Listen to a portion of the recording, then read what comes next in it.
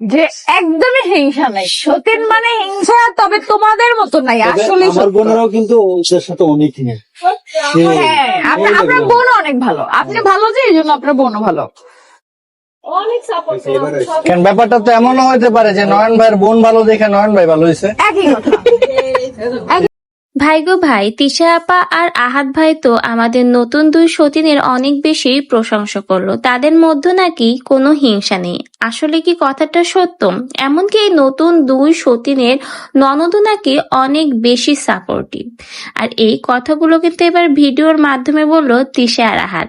31st night উদযাপনের জন্য তিশাদের বাসায় এসেছে এই নতুন দুই সতীন দম্পতিরা। এরপরেই কিন্তু সোশ্যাল মিডিয়াতে দেখা যায় তিশা আপার সাথে তাদের অনেক অনেক ভিডিও।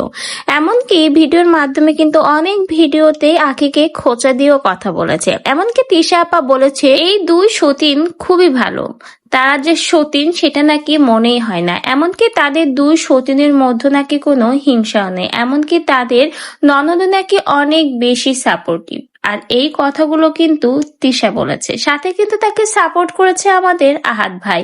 নতুন দুই সতীনের বর জানায় তার বোনও নাকি অনেক ভালো, আর তার কারণ হলো তাদের পরিবার ভালো। তো ভিউয়ার্স, আপনাদের কি মনে হয় তিশা আপার সাথে